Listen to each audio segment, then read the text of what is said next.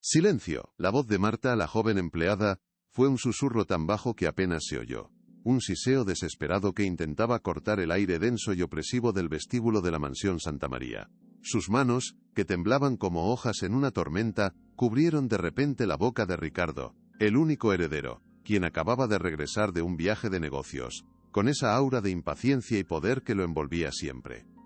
Oculta tras la imponente frialdad de una columna de mármol, Elena Durán, que cruzaba el pasillo con una bandeja de plata reluciente, se detuvo en seco, con el corazón martilleándole en el pecho. La escena que presenció le heló la sangre en las venas. El pánico en el rostro de Marta era tan puro, tan abrumador, que chocaba violentamente con la elegancia estudiada y el lujo silencioso de la mansión. Ricardo, por su parte, dejó escapar un destello de furia helada en sus ojos azules antes de apartar con un manotazo brusco las manos de la aterrorizada joven. «Ha perdido por completo el juicio, Marta. Apártese de mi camino ahora mismo, o juro que se arrepentirá», siseó. Su voz, un murmullo cortante como un cuchillo. La muchacha retrocedió de un salto, con el rostro tan pálido como el mármol que pisaba, balbuceando una serie de disculpas incoherentes que se perdieron en el eco del gran salón. Él ni siquiera se dignó mirarla. Se ajustó la corbata de seda y reemprendió su camino, el sonido de sus caros zapatos de cuero resonando con una autoridad implacable en el silencio tenso.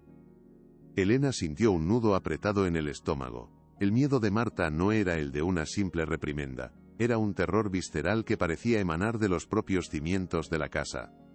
Algo muy oscuro está pasando aquí, pensó. Elena aguardó, conteniendo la respiración, hasta que el eco de los pasos de Ricardo se desvaneció por completo en la distancia, absorbido por las gruesas alfombras de los pasillos superiores. Solo entonces salió de su escondite, moviéndose con la cautela de quien se acerca a un animal herido y asustado.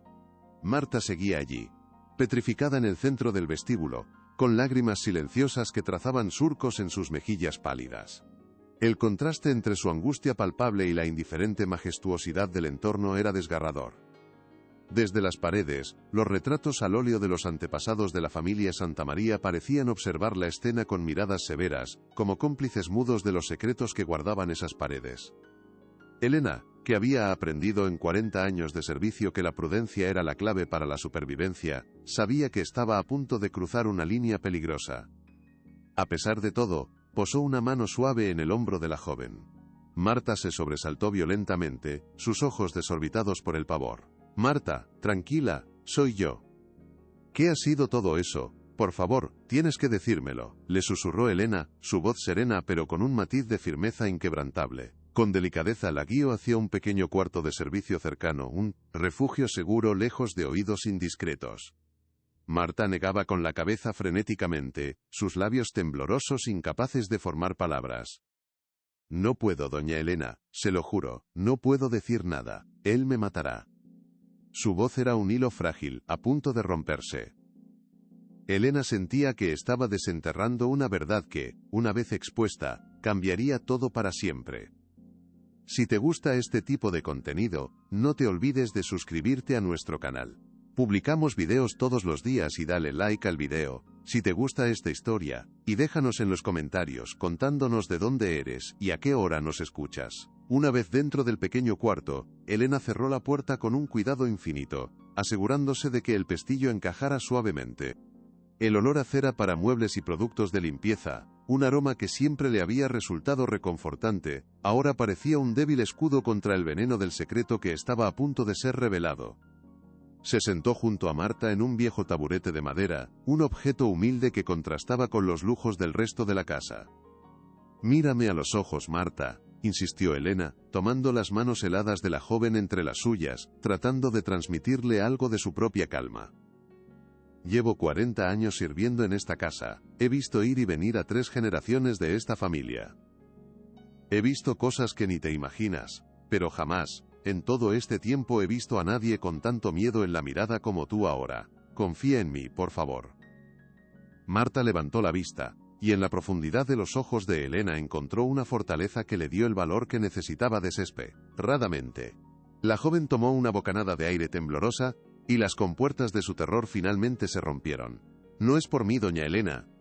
«No del todo», susurró. su mirada clavada en la puerta como si temiera que Ricardo pudiera materializarse a través de ella.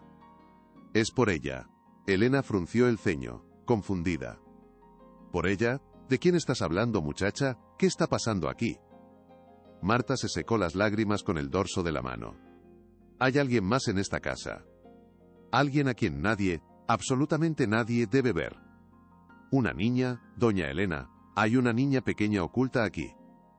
La revelación cayó con el peso de una losa en el silencio del pequeño cuarto. Una niña. Oculta. La idea era tan monstruosa que a Elena le costó respirar. «No es una huérfana que hayan recogido por caridad, doña Elena», continuó Marta, su voz ahora un murmullo conspirador, cargado de miedo. «Es de él». El pronombre flotó en el aire pesado del cuartucho, denso e inequívoco. Elena sintió como si el suelo se abriera bajo sus pies, un vértigo que la dejó sin aliento. Del señorito Ricardo. El heredero apuesto, brillante y despiadadamente calculador, para quien la reputación intachable de la familia Santamaría era más valiosa que cualquier vida humana. ¿Estás completamente segura de lo que dices, Marta? Es una acusación terrible, podría costarnos todo. La joven asintió con una certeza desoladora que no dejaba lugar a dudas. Completamente segura, lleva aquí casi 5 años, desde que era un bebé. Vive oculta en el ala oeste, en las antiguas habitaciones de la institutriz, que nadie usa desde hace décadas. Nadie en esta casa sabe de su existencia, salvo yo, el señorito Ricardo y el doctor Aguirre, que viene a verla a escondidas de vez en cuando. La mención del doctor Aguirre, el respetado médico de confianza de la familia durante más de 30 años, añadió una capa de conspiración organizada a la historia, haciéndola aún más siniestra. Su madre era una empleada como nosotras, se enamoraron, o al menos eso es lo que ella creía. Cuando se quedó embarazada, él le prometió el mundo, una vida juntos. Pero después de que la niña naciera, simplemente desapareció.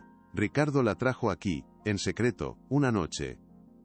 La historia era un cliché trágico de poder y abuso, pero escucharla en el contexto de la familia a la que había servido con una lealtad casi ciega durante 40 años, la hizo sentir una náusea profunda y amarga. ¿Pero por qué te lo contó a ti? ¿Por qué te eligió a ti para una tarea tan delicada y peligrosa? Preguntó Elena, intentando desesperadamente encontrar una lógica en medio de aquella locura. Marta se encogió de hombros, y en su rostro se dibujó una expresión de absoluto desamparo. Yo acababa de guto loco lispio. Egar, era nueva y no conocía a nadie. Supongo que pensó que sería fácil controlarme, que no tendría a quién acudir. Me asignó la tarea de cuidarla, me paga un extra cada mes para que guarde silencio. Pero también me amenazó, doña Elena.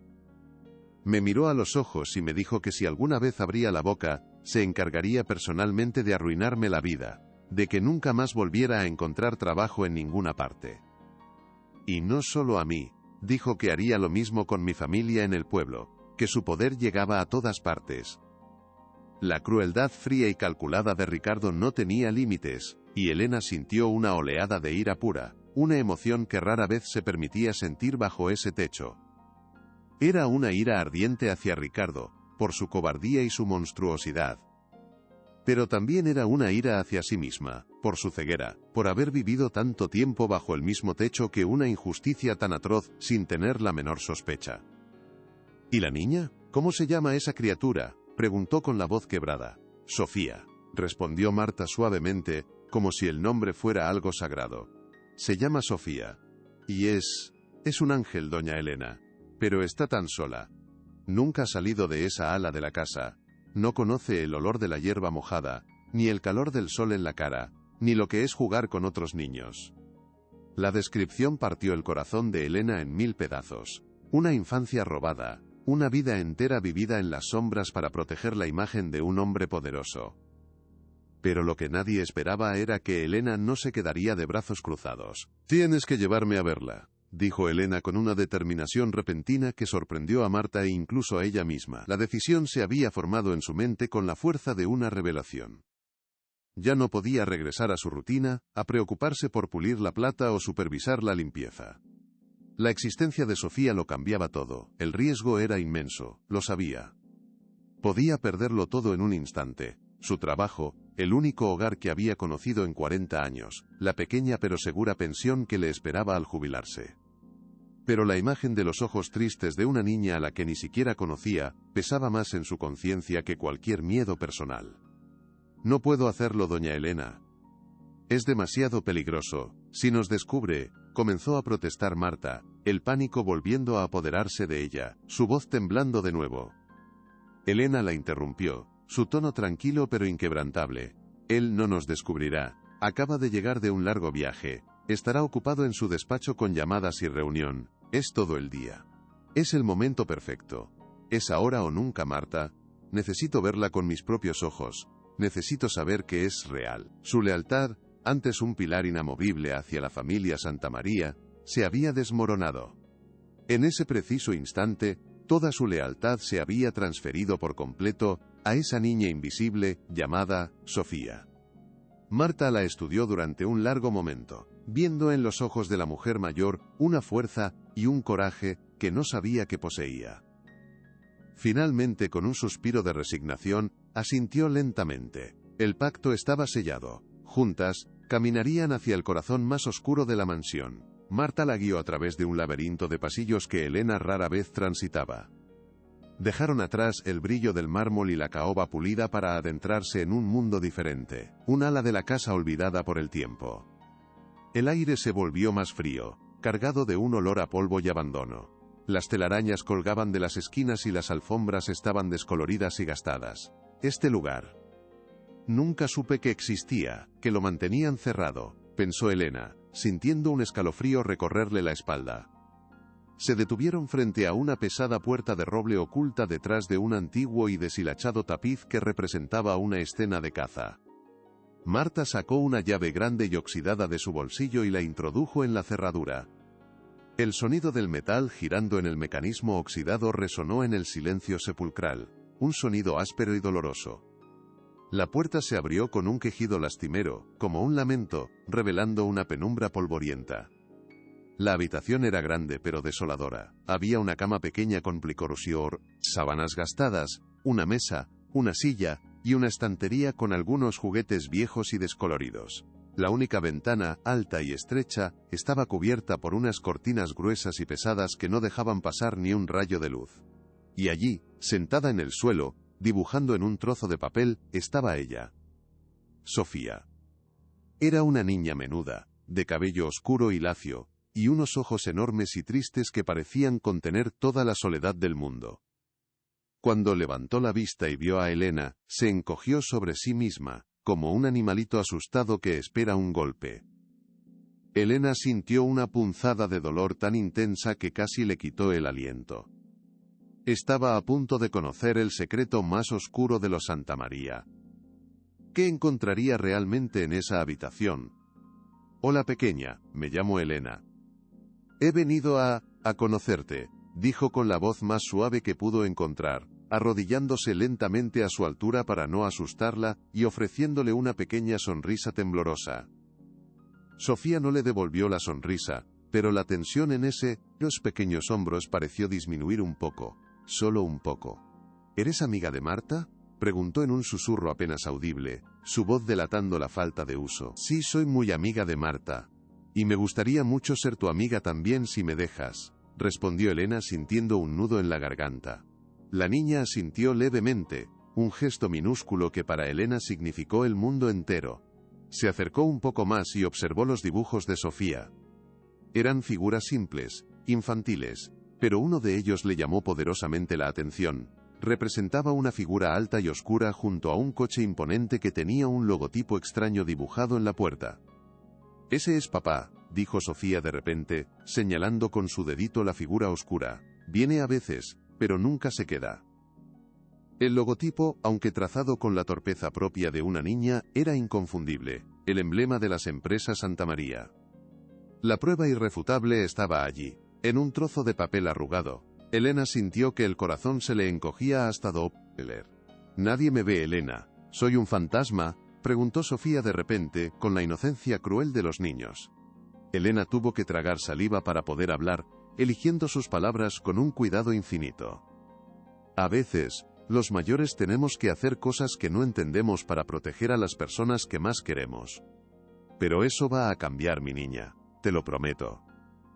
No sabía cómo, pero en ese momento, se hizo una promesa sagrada a sí misma y a esa niña solitaria. Marta, que observaba la escena desde la puerta con los ojos llenos de lágrimas, pareció reunir el valor que le faltaba al ver la conexión inmediata entre Elena y la niña. Se acercó a un pequeño baúl de madera carcomida que había en un rincón y lo abrió. De dentro, sacó un objeto envuelto en un paño. ¿Hay algo más, doña Elena? Algo que demuestra quién es ella sin lugar a dudas. Esto es lo único que le queda de su madre. Marta desenvolvió el paño y abrió la mano, mostrándole a Elena un pequeño medallón de plata, oscurecido por el paso del tiempo y la falta de cuidados. Era un objeto hermoso, de un diseño antiguo y delicado, con un patrón floral grabado en la superficie. Elena lo tomó con cuidado, sintiendo el frío del metal contra la piel de su mano. Era mucho más que una simple joya, era un vínculo tangible, una conexión directa con un pasado robado y una madre ausente. Era un grito silencioso pidiendo justicia. Ábrelo, le instó Marta en un susurro, como si temiera que las paredes pudieran oírla. Elena presionó con cuidado el pequeño cierre, y el guardapelo se abrió con un suave clic. Dentro, había 2 espacios diminutos para fotografías. Uno contenía una imagen minúscula y algo descolorida de una mujer joven y sonriente, de una belleza radiante.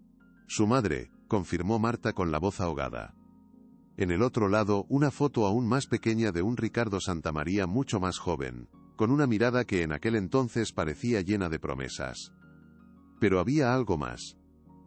En la parte trasera, Elena notó una inscripción casi borrada por el roce, RSIAM, y una fecha de hacía 6 años.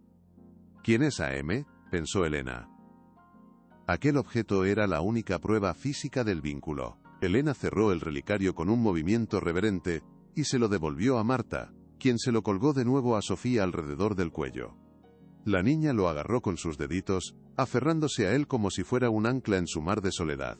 Un gesto protector e instintivo. No podemos dejar las cosas así, Marta. Es inhumano. Esta niña merece una vida. Merece un nombre, una familia que la reconozca, el derecho a sentir la luz del sol en su rostro, dijo Elena. Su voz ahora llena de una nueva y férrea convicción que nunca antes había sentido. El miedo que la había paralizado al principio se había transformado en una determinación inquebrantable.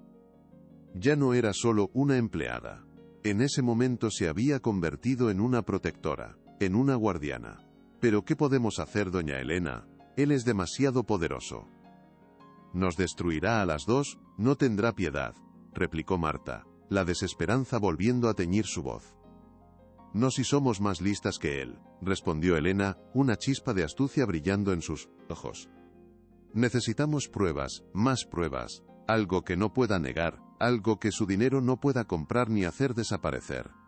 Su mente, acostumbrada durante décadas a organizar la compleja logística de una gran mansión, comenzó a trazar un plan de batalla. Sabía que se estaba embarcando en una guerra peligrosa y desigual, contra un hombre que no tenía escrúpulos. Pero al mirar a Sofía, que ahora la observaba con una diminuta chispa de esperanza en sus ojos inmensamente tristes, supo que no tenía otra opción. Tenía que intentarlo. Por ella, tenía que luchar por esa niña, sin importar las consecuencias que tuviera que afrontar. Si hablo, lo pierdo todo, mi trabajo, mi casa, mi jubilación, todo lo que he construido en 40 años, pensó Elena más tarde esa misma tarde, mientras volvía a sus quehaceres con el secreto ardiendo en su interior como un carbón al rojo vivo.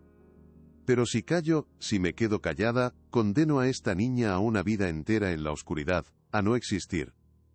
Cada objeto de plata que pulía, cada habitación que ordenaba, le gritaba la injusticia que se estaba cometiendo. La opulencia de la mansión que antes admiraba, se había vuelto obscena y grotesca a sus ojos. Los caros jarrones de porcelana, las alfombras persas tejidas a mano, los muebles de maderas nobles, todo parecía manchado por la crueldad y la cobardía de su dueño. Su lealtad, que antes había sido un pilar sólido e inquebrantable, se había desmoronado en cuestión de horas, reducida a cenizas. Durante 4 décadas, había creído servir a una familia noble y respetable.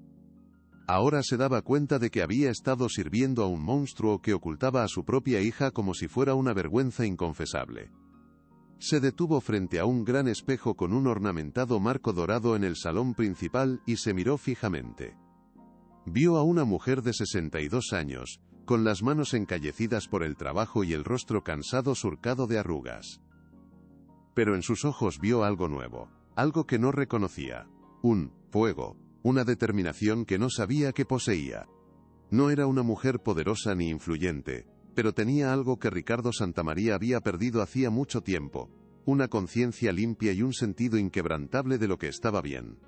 Y estaba dispuesta a usarlo sin dudarlo. Durante los días siguientes, Elena se movió por la mansión con una normalidad impecable, convirtiéndose en una actriz consumada.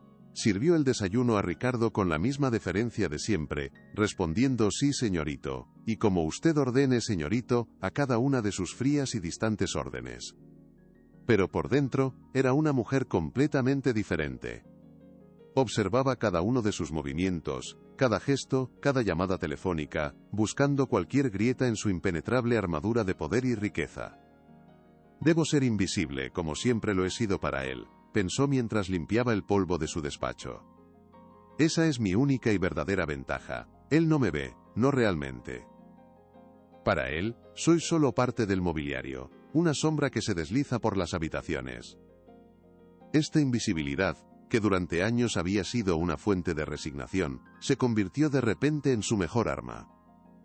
Mientras Ricardo hablaba por teléfono en voz alta, cerrando tratos millonarios con una frialdad pasmosa, Elena pasaba el plumero por sus estanterías de caoba, con los oídos increíblemente atentos.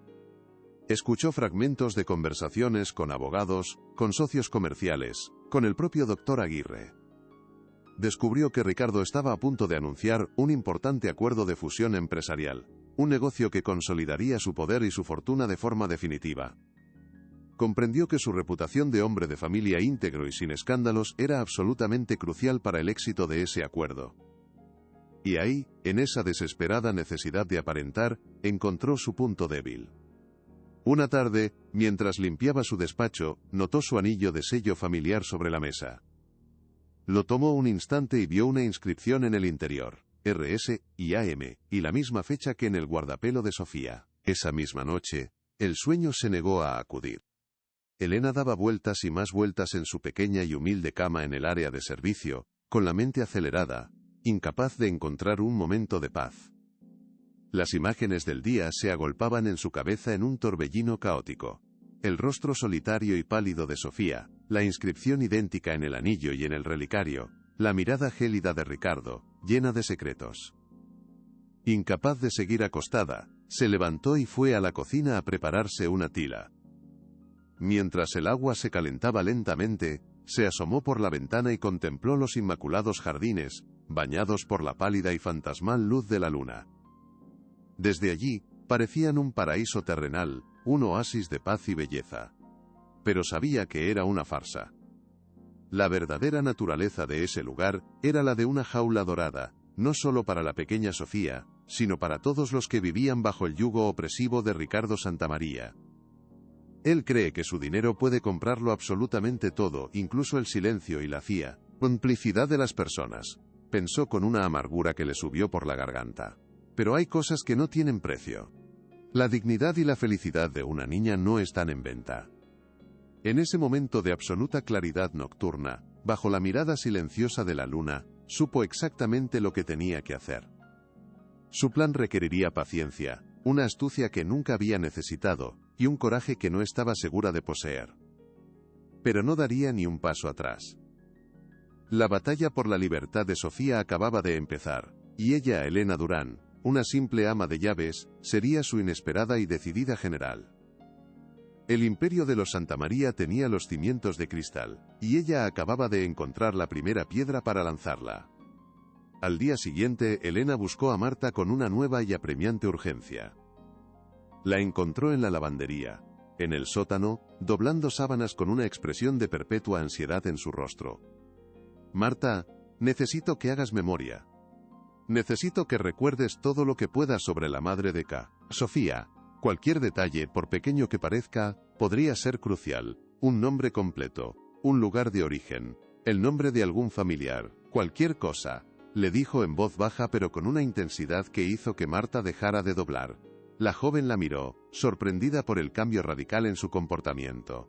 La Elena serena y resignada que conocía, había sido reemplazada por una mujer con una misión grabada a fuego en la mirada. No sé mucho, doña Elena. El señorito Ricardo se aseguró de que nadie volviera a hablar de ella, como si nunca hubiera existido. Su nombre era Amelia. Amelia Morales. Me contó una vez que era de un pueblo pequeño de Andalucía, creo que de Granada. Amelia. La A-M de la inscripción. Cada pieza del rompecabezas encajaba con una precisión dolorosa y escalofriante. Elena se alejó de la lavandería con un nuevo propósito ardiendo en su interior. Ya no buscaba solo pruebas para exponer una mentira. Buscaba la historia completa. Necesitaba encontrar la voz de Amelie, la mujer a la que habían silenciado de la forma más cruel, para poder darle un futuro y una voz a su hija.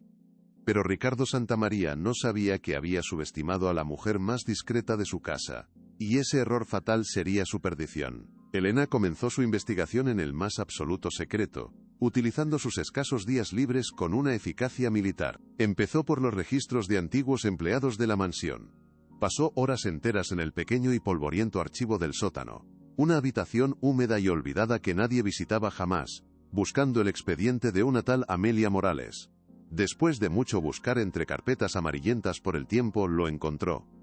Era una carpeta sospechosamente delgada, casi vacía, como si alguien se hubiera encargado de purgarla. Solo contenía su solicitud de empleo original y una escueta carta de despido por abandono injustificado del puesto de trabajo, fechada una semana después del nacimiento de Sofía. Era una mentira tan obvia y burda que resultaba insultante. Pero en la solicitud de empleo, en la letra pequeña encontró algo crucial: el nombre de su pueblo natal en la provincia de Granada, y el nombre de una persona de contacto en caso de emergencia. Una tía. Esto es un comienzo, un buen comienzo, pensó para sus adentros, sintiendo una pequeña pero intensa oleada de victoria. Era un hilo muy delgado, casi invisible, pero era un hilo al fin y al cabo. Un camino que la podría alejar de los muros opresivos de la mansión, y acercarla un paso más a la verdad. La red de mentiras tejida por Ricardo era extensa y parecía impenetrable, pero incluso la red más fuerte tiene nudos débiles. Y ella estaba decidida a encontrarlos todos, uno por uno, sin importar el tiempo que le llevaran ni los enormes riesgos que tuviera que asumir en el proceso. Con el nombre y la dirección de la tía de Amelia en su poder, Elena sabía que su siguiente paso debía ser lejos de los muros de la mansión. Pidió un par de días libres, una petición inusual en ella, alegando una visita urgente a un familiar enfermo en su pueblo. Ricardo se los concedió con su habitual indiferencia, sin prestarle la más mínima atención. Ese fin de semana, Elena tomó un autobús temprano hacia el sur, una sensación de vértigo y propósito mezclándose en su estómago. Mientras el paisaje urbano de Madrid daba paso a los interminables campos de olivos de Andalucía, sintió una extraña y embriagadora sensación de libertad. Por primera vez en muchos años no era Elena, el ama de llaves, una figura anónima al servicio de otros. Era Elena, una mujer con una misión, una justiciera en busca de la verdad. Llevaba en su bolso, como si fueran armas, una fotocopia del dibujo de Sofía, y una foto que había tomado a escondidas del anillo de Ricardo. Eran sus únicas municiones en esta guerra. No puedo fallar, se repetía a sí misma como un mantra, mirando el paisaje pasar por la ventana. Por Sofía. Por Amelia. No puedo fallar. El viaje era largo, y el resultado completamente incierto, pero cada kilómetro que la alejaba de la mansión, la acercaba a la verdad. El pueblo era pequeño, un conjunto de casas blancas bajo el sol implacable. Preguntó por la tía de Amelia, una mujer llamada Dolores Morales, y los amables vecinos la guiaron hasta una modesta casa con geranios en el balcón. Una mujer mayor, de rostro curtido por el sol y de ojos amables pero tristes, le abrió la puerta. Cuando Elena le explicó quién era y por qué estaba allí, el rostro de Dolores se ensombreció con el dolor de una herida antigua. La tía la invitó a pasar a su pequeña y humilde sala de estar, y allí, entre muebles antiguos y fotografías en blanco y negro, la trágica historia de Amelia comenzó a desvelarse por completo. Mi sobrina era una soñadora, ¿sabe usted? Comenzó Dolores, su voz quebrada por una emoción contenida durante años. Se fue a Madrid con tantas ilusiones, con ganas de comerse el mundo, y se enamoró perdidamente de ese hombre. Él le prometió el cielo y las estrellas. Le dijo que se casarían, que formaría una familia con ella. Yo nunca me fié de él, tenía algo en la mirada que no me gustaba. La tía le contó cómo Amelia la llamaba al principio, pletórica de felicidad. Luego, con el tiempo, las llamadas se hicieron más esporádicas y tristes. Le confesó que estaba embarazada, y que él le había pedido que lo mantuviera en el más estricto secreto, por el bien de los dos. La última vez que hablaron, Amelia estaba a punto de dar a luz. Estaba aterrorizada. Después de esa llamada, silencio absoluto. Intenté contactar con ella 1000 veces. Fui a la mansión. Me dijeron que se había ido, que había abandonado a su hija recién nacida. Mi Amelia nunca haría eso, jamás. Amaba a esa niña más que a su propia vida. Ese hombre se la quitó. La hizo desaparecer. Elena le mostró la fotocopia del dibujo de Sofía y la foto del anillo. Dolores asintió con lágrimas en los ojos. Sí, él le regaló un relicario a juego con ese anillo. Le dijo que era un símbolo de su amor eterno. ¡Qué mentira tan cruel y despiadada! La conexión era innegable, la historia, devastadora. Antes de que Elena se marchara, Dolores le entregó una pequeña caja de madera, con el barniz desgastado por el tiempo. Son las cartas que Amelia me enviaba desde Madrid. Guárdelas. Quizás a usted le sirvan de algo. Yo ya soy vieja, no tengo fuerzas ni medios para luchar contra gente tan poderosa. Pero usted tiene fuego en la mirada. Haga justicia por mi niña, por favor se lo ruego. Elena tomó la caja con la solemnidad de quien recibe un tesoro sagrado. Contenía una docena de cartas, un testimonio escrito del amor de Amelia, de sus sueños rotos y de su creciente y palpable miedo. De vuelta en el autobús mientras el sol se ponía tiñendo el cielo de naranja, Elena leyó cada una de ellas, con el corazón encogido. Las cartas pintaban un retrato vívido de una joven enamorada, completamente cegada por las promesas de un hombre manipulador. En las últimas, el tono cambiaba drásticamente. Hablaba de su soledad, del aislamiento al que Ricardo la sometía, prohibiéndole salir o hablar con nadie. La última carta, escrita con una caligrafía temblorosa, era desgarradora. Si algo me pasara, tía Dolores, quiero que sepas que mi hija es mi mundo entero. Su nombre es Sofía. Por favor, no dejes que se olviden de mí. Elena cerró los ojos, apretando las cartas contra su pecho como si en ellas estuviera el espíritu de Amelia. La promesa que le había hecho a Sofía, ahora se extendía a su madre ausente. No dejaré que se olviden de ti, Amelia, susurró al viento que entraba por la ventanilla del autobús. Lo que Ricardo Santamaría no sabía es que había creado a su peor enemiga con su propia crueldad. Cuando Elena regresó a la mansión Santamaría, el aire le pareció aún más denso y sofocante que antes. Volvió a ponerse su uniforme, a retomar su papel de sirvienta invisible y eficiente, pero su mente y su alma estaban en otro lugar. Ahora tenía un propósito claro como el agua y un arsenal de pruebas que se acumulaban día a día. Tenía las cartas, los recuerdos, la imagen de aquel medallón grabado a fuego en su memoria. Guardó las cartas de Amelia en un lugar seguro, bajo una tabla suelta del suelo de su habitación.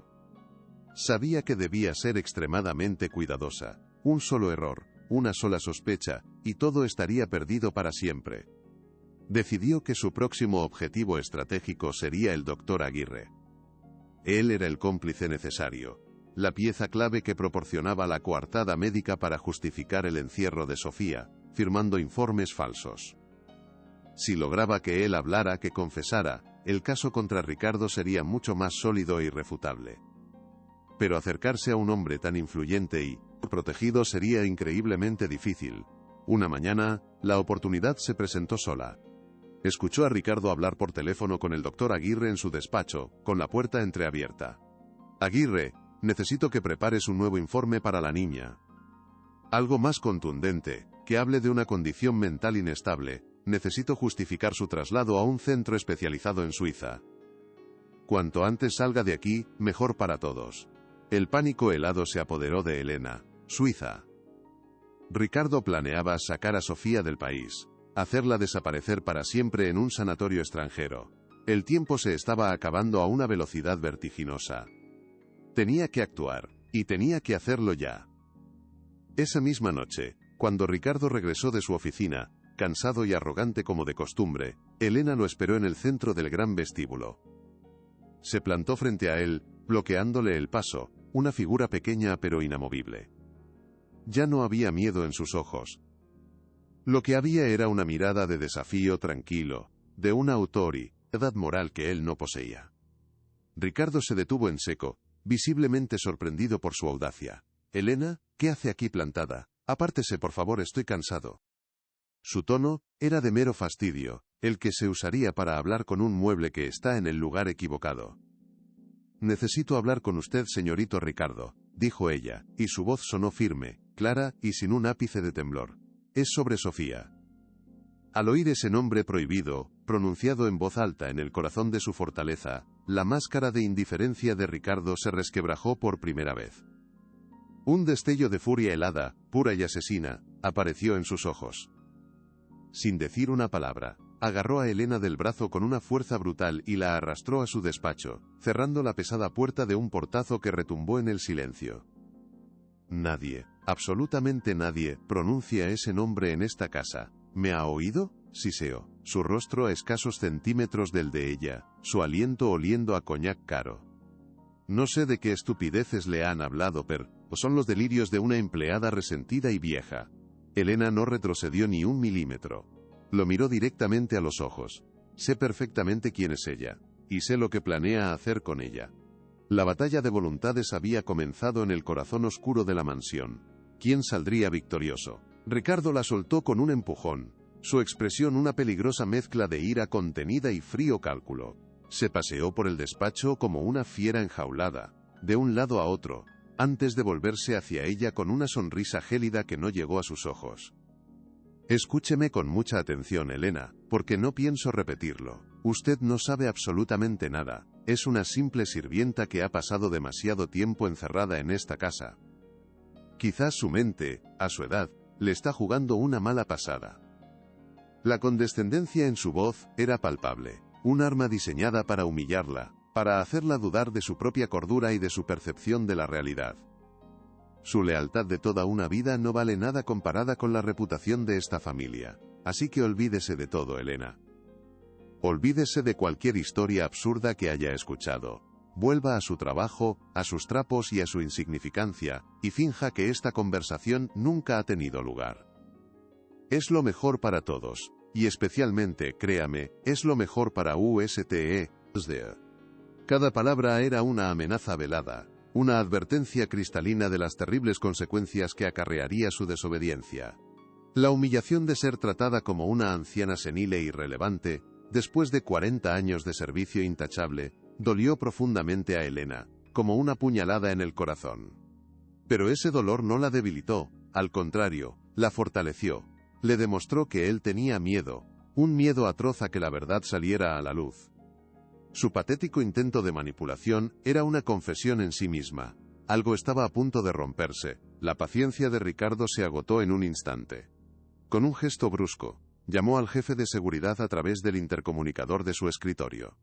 «Ramón, suba a mi despacho inmediatamente. La señora Durán se marcha esta misma noche. Asegúrese de que recoja sus pocas pertenencias y la escolte fuera de la propiedad. No quiero volver a verla por aquí, nunca más». La sentencia fue pronunciada con una frialdad tan absoluta que a Elena se le heló la sangre en las venas.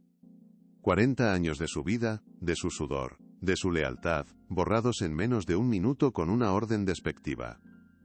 No hubo una indemnización, ni un agradecimiento, ni siquiera una palabra de despedida. Solo la expulsión humillante, como si fuera una ladrona descubierta en pleno acto. Ramón, un hombre corpulento de rostro inexpresivo que llevaba casi 20 años trabajando en la mansión, entró sin llamar. No miró a Elena a los ojos, su mirada fija en un punto indeterminado de la pared. La vergüenza y la obediencia luchaban en su interior. «Acompáñeme, por favor, señora Elena», dijo con una voz áspera que intentaba ocultar una emoción que no se atrevía a mostrar. Elena no dijo nada. No le daría a Ricardo la satisfacción de verla suplicar o llorar. Lo miró por última vez, no con odio, sino con una mezcla de lástima y una determinación inquebrantable. Puede echarme de su casa, señorito. Pero no podrá echar la verdad de su conciencia, dijo en voz baja, antes de darse la vuelta con la cabeza bien alta y seguir a Ramón fuera del despacho, dejando a Ricardo solo con sus demonios y sus secretos, que ahora eran más vulnerables que nunca. Ramón la acompañó en silencio hasta su pequeña y humilde habitación en el ala de servicio. Mientras Elena metía sus pocas posesiones en una vieja maleta de cartón, algunos libros, un par de fotografías de sus padres ya fallecidos, sus uniformes cuidadosamente doblados, el guardia de seguridad permanecía de pie junto a la puerta, incómodo, con los brazos cruzados. «Lo siento, doña Helen». «Ah», murmuró de repente, rompiendo el tenso silencio. «Él no siempre fue así. El poder lo ha envenenado por completo». Elena se detuvo y lo miró. Vio en sus ojos un atisbo de la decencia que el miedo había enterrado. «Lo sé, Ramón. Pero el veneno se puede combatir. No dejes que te envenene a ti también». No hubo más palabras. Terminó de hacer la maleta y caminó por los pasillos de la mansión por última vez. Cada objeto, cada cuadro, cada mueble, le traía un recuerdo de sus 40 años de servicio. Pasó por delante del gran salón, donde esa misma noche se celebraba una fastuosa gala benéfica para lavar la imagen de las empresas Santa María. Las risas y la música de un cuarteto de cuerdas se filtraban por las puertas cerradas, un sonido obsceno y surrealista en medio de su tragedia personal. La opulencia de la fiesta contrastaba brutalmente con la miseria moral de su anfitrión. Afuera, en la entrada principal, decenas de fotógrafos y periodistas hacían guardia, esperando captar imágenes de los invitados ilustres. Cuando Elena salió por la puerta principal, escoltada por Ramón, los flashes de las cámaras estallaron a su alrededor, cegándola. En ese preciso instante, Ricardo Santamaría salía a recibir a un importante ministro. Al ver a Elena allí, en medio de los periodistas, su rostro se contrajo en una mueca de furia. Se produjo una escena surrealista y cruel. Los periodistas, al ver a la anciana empleada siendo expulsada en medio de la gala, se arremolinaron a su alrededor, intuyendo una historia. «Señora, ¿por qué la echan? ¿Es verdad que ha trabajado aquí 40 años?» Las preguntas se superponían, agresivas y directas. Ricardo, recuperando la compostura en una fracción de segundo, se acercó a ellos con una sonrisa encantadora y condescendiente. «No se preocupen, señores, no es nada. Solo una empleada querida que ha decidido jubilarse. La edad no perdona, ya saben». Luego, en un acto de humillación pública suprema, le dio la espalda por completo a Elena, ignorándola como si no existiera, y ordenó a sus hombres de seguridad que despejaran el paso para que él y el ministro pudieran entrar. Los guardias la apartaron sin miramientos, empujándola hacia la oscuridad de la calle, fuera de los imponentes barrotes de la verja. Elena se quedó allí, sola, con su maleta en la mano, bajo la llovizna fría que comenzaba a caer sobre Madrid, mientras las puertas de la mansión se cerraban a su espalda con un sonido metálico y definitivo, excluyéndola del único mundo que había conocido. La música y las risas de la fiesta continuaron, indiferentes a su dolor. En ese momento, se sintió completamente sola, rota y derrotada. ¿Qué podía hacer ahora una mujer de su edad, sin trabajo, sin casa y sin dinero? La desesperación era un abismo que se abría a sus pies, amenazando con devorarla. Pero en el fondo de ese abismo, una pequeña llama de rabia y justicia se negaba a extinguirse. Elena caminó sin rumbo por las calles de Madrid, que a esas horas de la noche estaban casi desiertas. El frío de la madrugada calaba hasta los huesos, pero ella apenas lo sentía, adormecida por la conmoción de la humillación pública y el dolor agudo del fracaso. Escuchaba en su mente el sonido de la verja cerrándose, el murmullo de los periodistas, la sonrisa triunfante de Ricardo. Por un momento, el abismo de la desesperación amenazó con tragársela por completo. Era una anciana sola, sin trabajo, sin hogar y sin un solo céntimo en el bolsillo. Ricardo había ganado, la había aplastado. No, no ha ganado, pensó, deteniéndose bruscamente bajo la luz anaranjada y parpadeante de una farola. Una furia fría y clara como el hielo comenzó a extenderse por sus venas, desplazando el miedo y la pena que la ahogaban. Me ha liberado. Ya no tengo que servirle, ya no tengo que fingir. Ahora soy libre para luchar, libre para contar la verdad. Levantó la cabeza, su espalda se enderezó con una dignidad que creía perdida. Ya no era una sirvienta derrotada, era una guerrera lista para la batalla. Sabía que su primer paso debía ser encontrar un refugio seguro, un lugar desde donde planear su contraataque.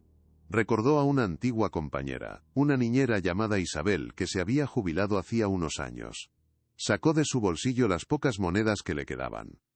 Buscó una cabina telefónica y marcó el número, rezando para que contestara. Cuando escuchó la voz adormilada pero inconfundiblemente amable al otro lado, sintió una inmensa oleada de alivio. Isabel, soy Elena, ha pasado algo terrible, me han echado.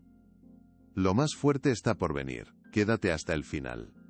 Isabel no hizo preguntas. Su respuesta fue inmediata y llena de una calidez que contrastaba brutalmente con la frialdad de la noche madrileña y la crueldad que Elena acababa de experimentar.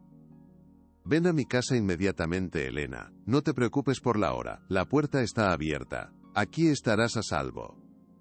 Elena tomó el último autobús nocturno, un vehículo casi vacío que se deslizaba por la ciudad dormida como un fantasma silencioso. Mientras miraba las luces borrosas de Madrid pasar a través de la ventanilla, un plan comenzaba a tomar forma en su mente, pieza por pieza. Ricardo la había expulsado de su fortaleza, de su jaula de oro, pero al hacerlo, la había empujado al único terreno donde ella podía tener una oportunidad de ganar, el mundo exterior. Al llegar al modesto pero acogedor apartamento, Isabel la recibió con un abrazo apretado y una taza de caldo caliente que le supo a gloria, devolviéndole la vida al cuerpo.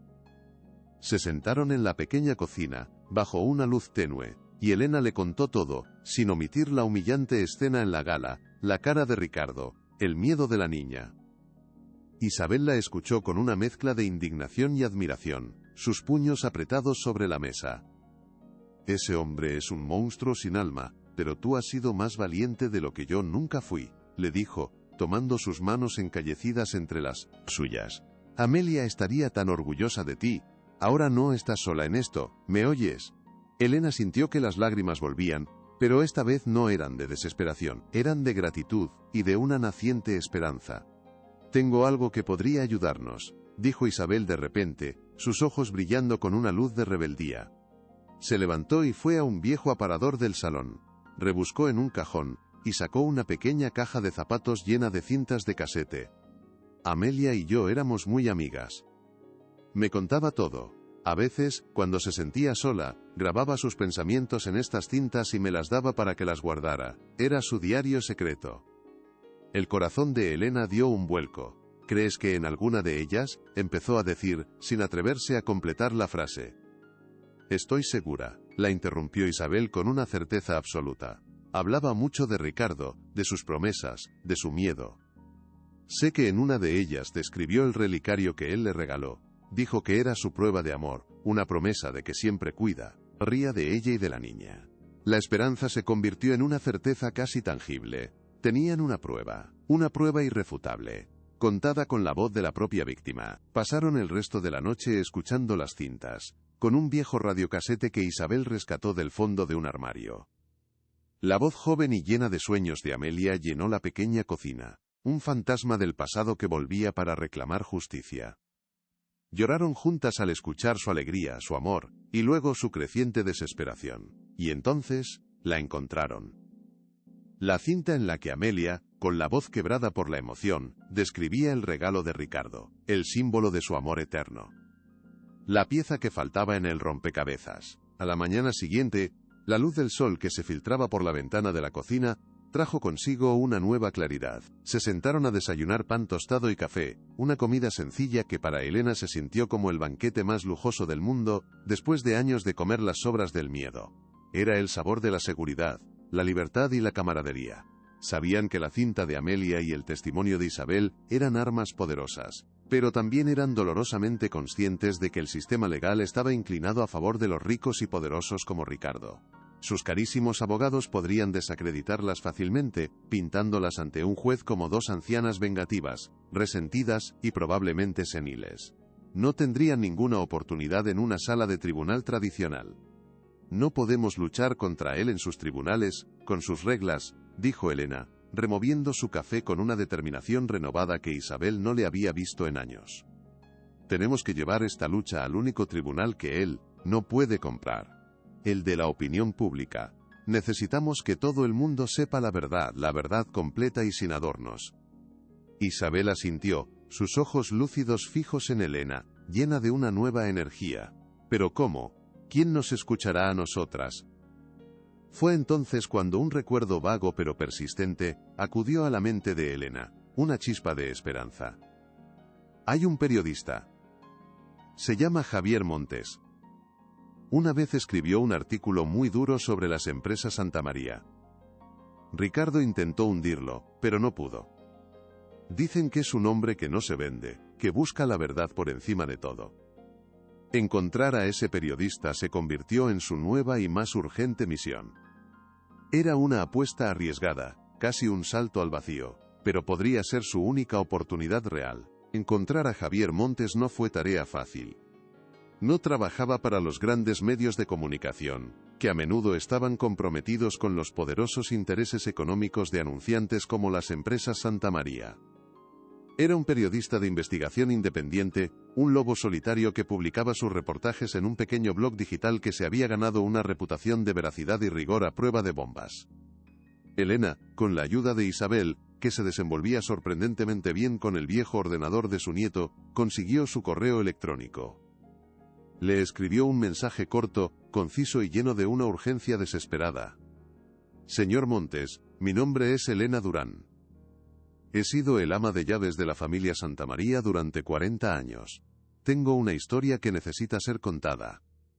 Es una historia sobre una niña invisible y una verdad que ha estado oculta demasiado tiempo. Por favor, créame. Es de vida o muerte.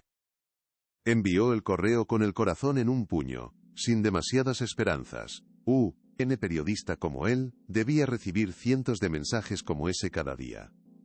¿Por qué iba a hacerle caso a una anciana despedida? Pasaron 2 días de un silencio angustioso. Elena apenas comió ni durmió, su mirada fija en la pantalla del ordenador, esperando una respuesta que no llegaba. Quizás ha sido una tontería, Isabel. Quizás nadie nos crea nunca, dijo, la desesperanza volviendo a asomar. Pero a la tercera mañana, llegó la respuesta. Era aún más corta que su mensaje original. Señora Durán, estoy interesado. Dígame dónde y cuándo. J.M. La esperanza, frágil pero tenaz, volvió a florecer en el pequeño apartamento. Se citaron en una cafetería discreta y poco transitada del barrio de Lavapiés, un lugar anónimo donde nadie los reconocería.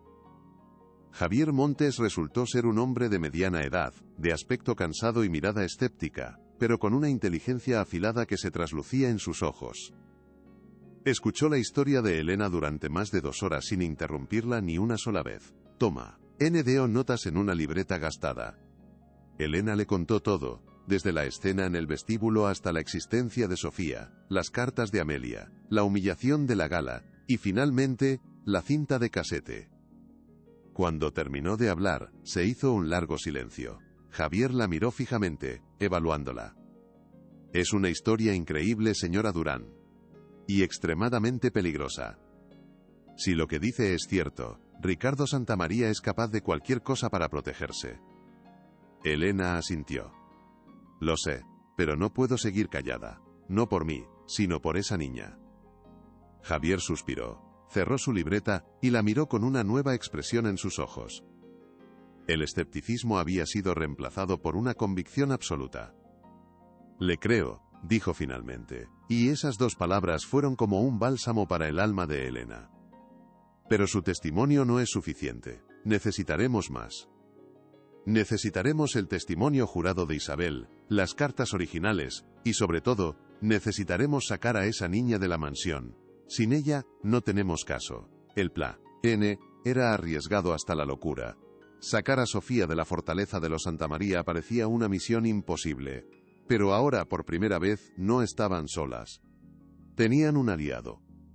Y eso lo cambiaba todo. El plan que trazaron era digno de una película de espías. Una operación de alto riesgo con un margen de error inexistente. La pieza clave era Marta, la joven empleada que seguía dentro de la mansión. Aterrorizada pero con un creciente sentimiento de culpa que la consumía. Javier, a través de un contacto, consiguió un teléfono móvil prepagado, y se lo hizo llegar a través de una prima suya que trabajaba en la misma agencia de servicio doméstico. La comunicación era esporádica y peligrosa, mensajes cortos y codificados. La medicina de la niña está a punto de acabarse, escribió Marta una noche. Era la señal que estaban esperando. Sabían que Ricardo enviaría al doctor Aguirre a la mansión para llevar más medicación y comprobar el estado de Sofía. Era su única oportunidad. Javier pasó los días siguientes vigilando la mansión desde su coche, aparcado a una distancia prudencial, estudiando las rutinas, los cambios de guardia, las idas y venidas. Descubrió un punto ciego en las cámaras de seguridad, cerca de la entrada de servicio. Un pequeño hueco de apenas un par de minutos durante el cambio de turno de la vigilancia nocturna. Era su única ventana de oportunidad. La noche de la operación. La tensión en el apartamento de Isabel era casi insoportable. Elena rezaba en silencio, sus manos aferradas a un rosario. Javier, conectado por un pequeño auricular con Marta, daba las últimas instrucciones con una voz calmada que desmentía el latido acelerado de su corazón.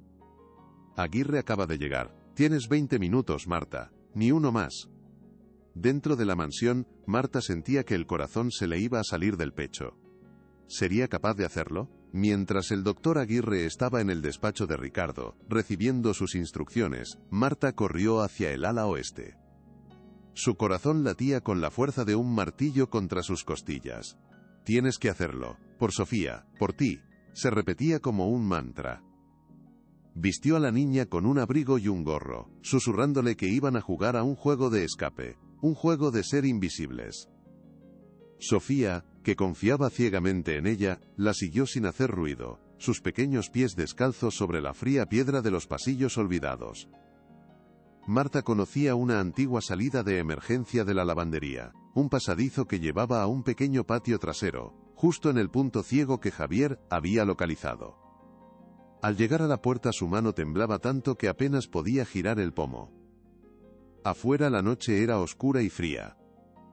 Javier las esperaba al otro lado de la tapia, con el motor del coche en marcha. «Ahora, Marta, ahora», susurró por el auricular.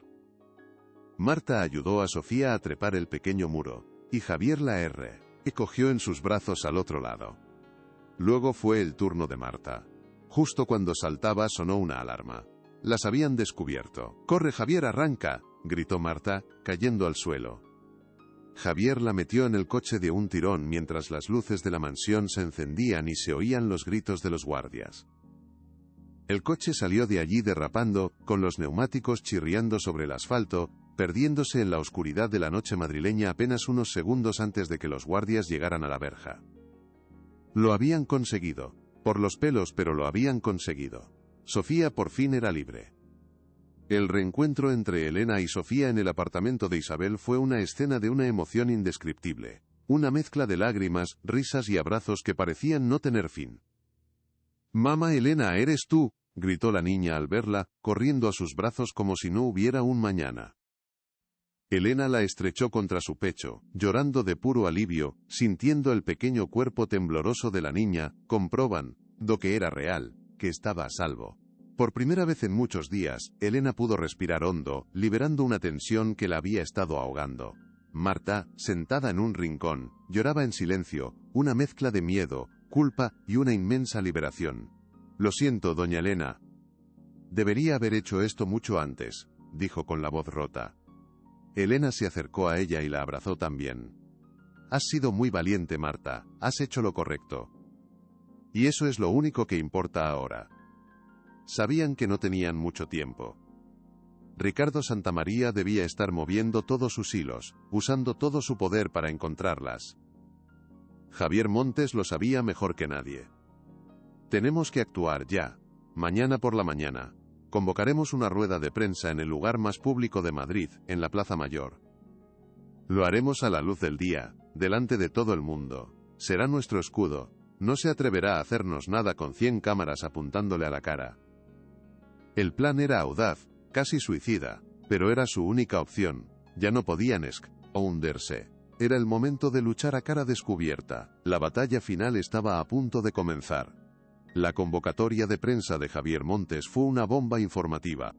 La envió a todas las redacciones del país a las 6 de la mañana, con un titular que garantizaba la máxima expectación: la verdad oculta de los Santamaría. Una historia que cambiará todo lo que creían saber. Hoy a las 12 en la Plaza Mayor. El revuelo fue inmediato. Los teléfonos de los periodistas echaban humo. ¿Qué podía ser tan importante? Ricardo Santamaría, al enterarse, entró en un estado de furia ciega. Sus abogados le aconsejaron que no fuera, que enviara un comunicado negándolo todo. Pero su arrogancia era más fuerte que su prudencia. No. Iré yo mismo, dijo. Voy a aplastar a esa vieja loca y a ese periodista de 3 al cuarto delante de todo el mundo. Voy a humillarlos de tal manera que no vuelvan a levantar la cabeza. Estaba convencido de que su poder, su dinero y su encanto personal serían suficientes para controlar la narrativa, para darle la vuelta a la tortilla y presentarse él como la víctima de una conspiración. Fue su último y más grave error de cálculo. Subestimó el poder de la verdad y el coraje de una mujer que ya no tenía nada que perder, y todo por lo que luchar.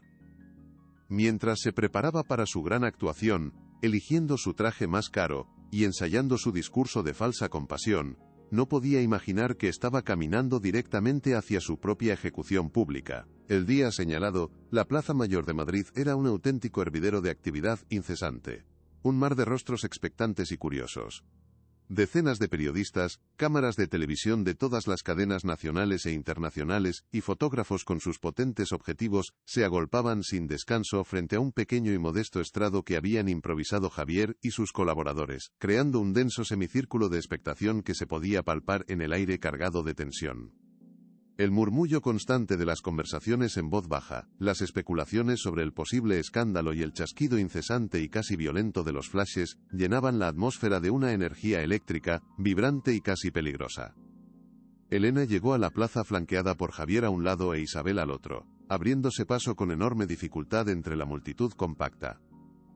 Llevaba a la pequeña Sofía firmemente cogida de la mano, protegiéndola del caos abrumador con su propio cuerpo. La niña, que jamás había estado en Tultado, un lugar así, miraba todo a su alrededor, con unos ojos desorbitados por el asombro y el terror, una mezcla paralizante ante aquel torrente incontrolable de estímulos. Se aferraba con desesperación a la pierna de Elena como si fuera su única ancla en un océano de rostros desconocidos y ruidos ensordecedores. El mundo exterior era mucho más aterrador de lo que había imaginado. Todo está bien, mi amor, estoy aquí contigo. No te soltaré ni un segundo, le susurraba Elena constantemente al oído, su voz un remanso de calma y seguridad en medio de la tormenta mediática que se arremolinaba furiosa a su alrededor. Repetía esas palabras como un mantra, no solo para tranquilizar a la niña, sino también para darse a sí misma el valor que sentía flaquear a cada paso que daban. Cada flash era como un pequeño estallido de pánico en su pecho, cada murmullo una duda que le asaltaba. ¿Estoy haciendo lo correcto? ¿Tengo derecho a exponerla así?, se preguntaba en un susurro interno, pero la imagen de la habitación sin ventanas de Sofía borraba cualquier atisbo de arrepentimiento. Justo a la hora prevista, con una puntualidad casi insultante, un lujoso y reluciente coche negro se abrió paso entre la gente con una autoridad que nadie se atrevió a cuestionar. De él descendió Ricardo Santamaría, impecablemente vestido con un traje de diseño italiano hecho a medida, su rostro, un osken, una máscara de fría y arrogante confianza. Flanqueado por 2 abogados de aspecto implacable y gesto adusto, caminó con paso firme hacia el estrado con la altivez de quien se sabe dueño del mundo y está a punto de aplastar un insecto molesto. La batalla, la verdadera batalla por la vida de Sofía, estaba a punto de comenzar. Esta es mi única oportunidad. No puedo fallar ahora, no por mí, sino por ella, pensó Elena, sintiendo el peso de 40 años de silencio y el futuro de una niña inocente sobre sus hombros. Apretó la mano de Sofía con una fuerza renovada, un gesto que era tanto para darle seguridad a la pequeña como para anclarse a sí misma a la realidad y no dejarse llevar por el pánico que amenazaba con devorarla. Ricardo, mientras tanto, subió los 2 escalones del estrado con una agilidad sorprendente y tomó el micrófono con un gesto estudiado, su sonrisa encantadora y perfectamente practicada durante años, dirigida directamente a las decenas de cámaras que lo enfocaban como si fuera una estrella de cine. Buenos días a todos. Agradezco sinceramente su presencia en este lugar, aunque lamento profundamente que hayan sido convocados aquí bajo unos pretextos tan falsos como maliciosos. Su voz, amplificada por los potentes altavoces, resonó con una claridad cristalina en toda la plaza, seductora y convincente. el tono de un hombre poderoso acostumbrado a que crean y obedezcan cada una de sus palabras sin cuestionarlas jamás. Era un maestro de la oratoria, un encantador de serpientes que sabía exactamente qué botones pulsar para ganarse la confianza de su audiencia. Elena sintió un escalofrío al escucharlo. Su capacidad para mentir con tanta naturalidad era verdaderamente monstruosa. Me veo en la desagradable y penosa obligación de abordar los rumores infundados difundidos por una ex empleada, la señora Elena Durán, a quien pueden ver ahí mismo entre ustedes, continuó Ricardo, y con un gesto displicente, casi de fastidio, la señaló con la mano.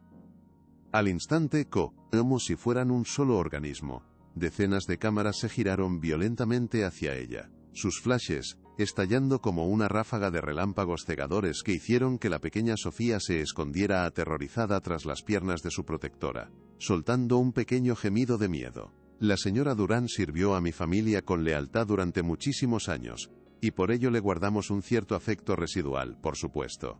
Sin embargo, y esto es algo que me duele profundamente tener que revelar en público, su avanzada edad y una serie de problemas personales muy delicados la han llevado a un estado de confusión mental severo.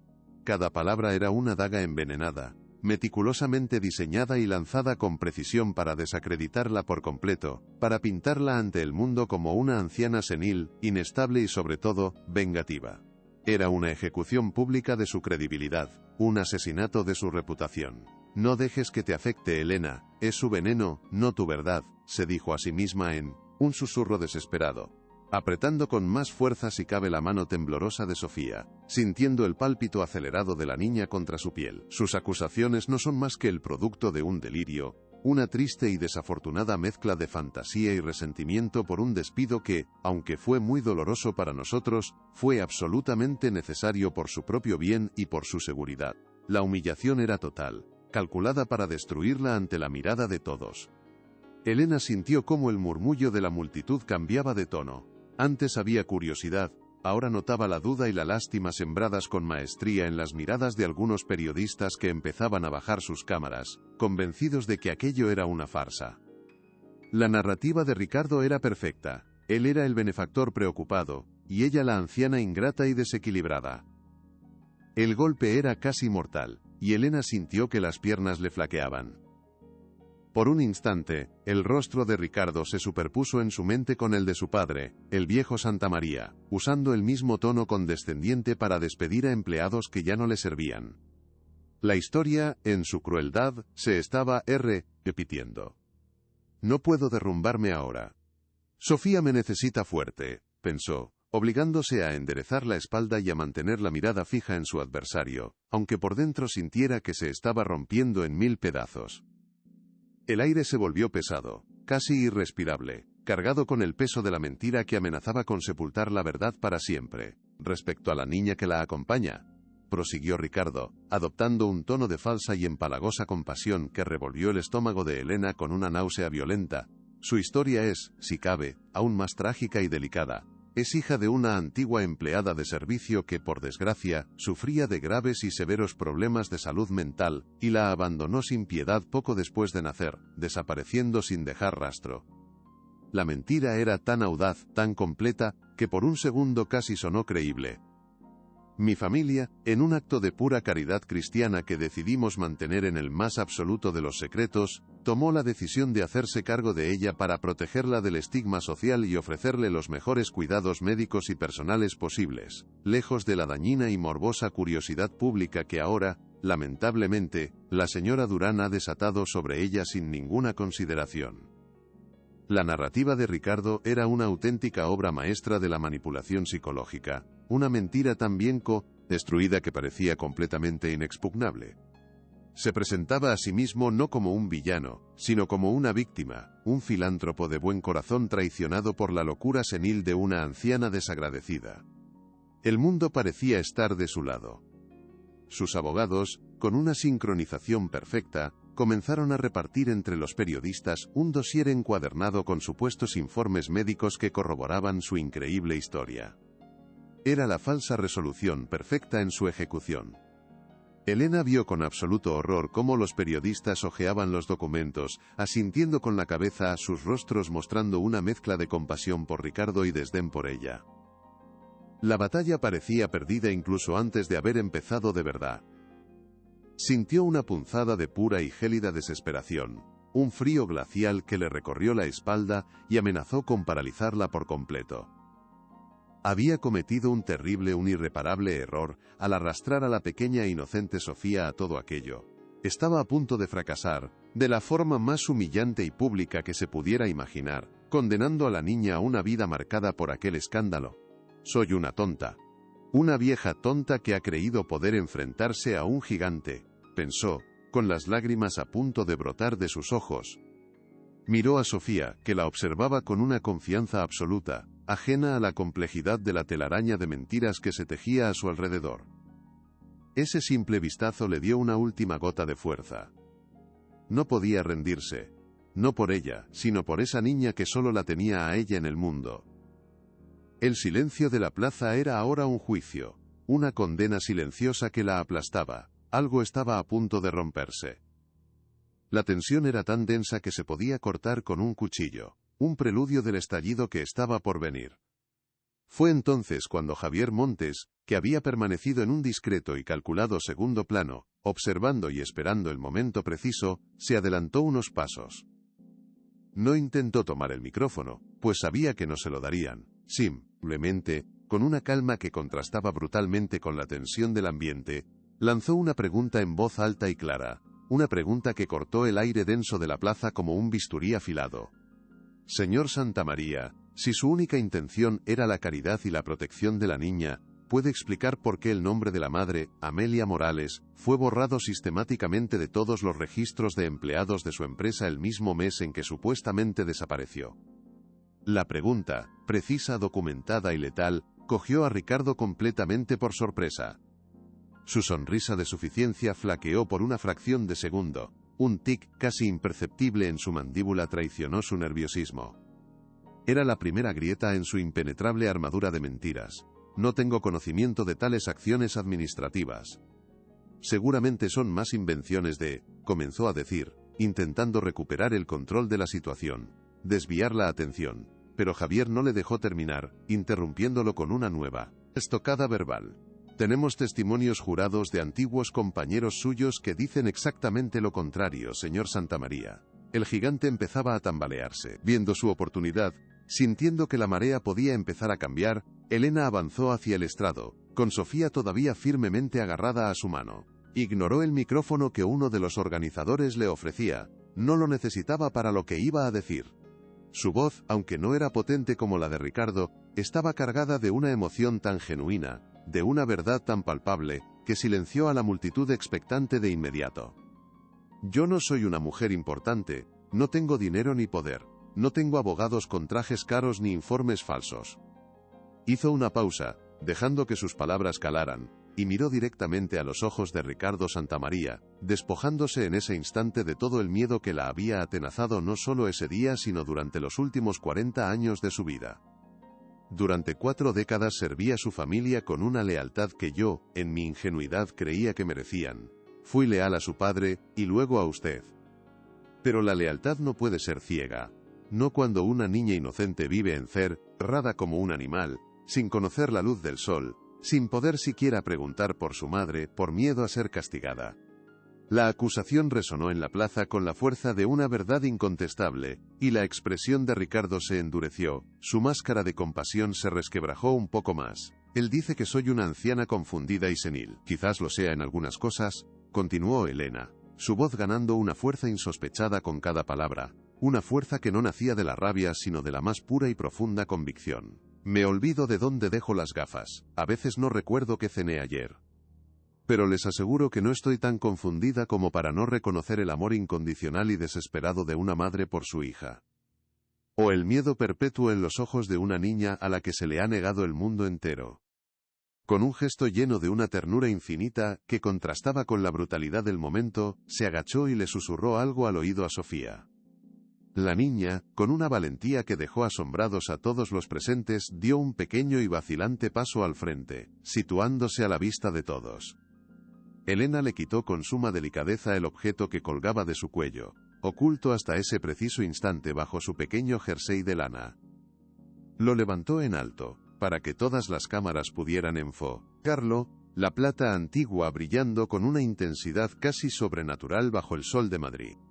«Esto», dijo Elena, con la voz resonando en el silencio repentino y absoluto que había caído sobre la plaza, un silencio cargado de anticipación.